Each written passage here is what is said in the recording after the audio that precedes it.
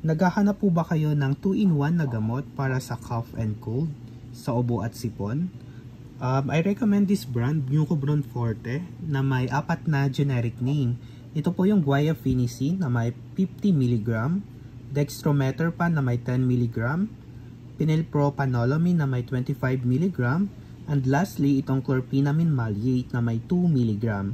Ito po ay expectorant, cough suppressant, decongestant, and antihistamine. Meaning, pwede po ito sa mga may dry cough at may phlegma, sa mga cold sa sipon, allergy rhinitis, sa mga sinusitis, pwede po yun. Sa mga common cold, pwede po ang gamot na ito na Mucobron Forte. Ang pag-take pala ng Mucobron Forte ay 3 times a day po. Ang interval is 8 hours po.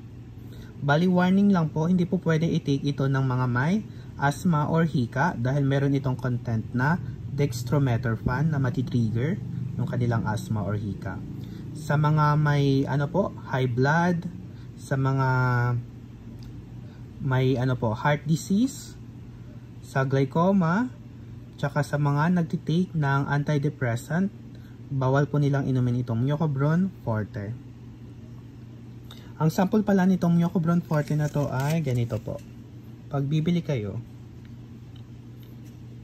capsule po itong Mucobron Forte. Itong Mucobron Forte pala na to ay mabibili sa lahat ng drugstore po nationwide.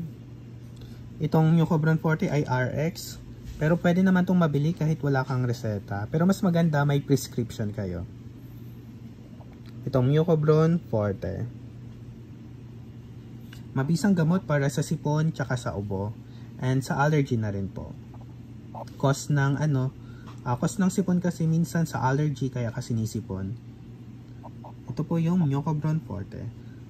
Don't forget to like and subscribe po. Thank you so much.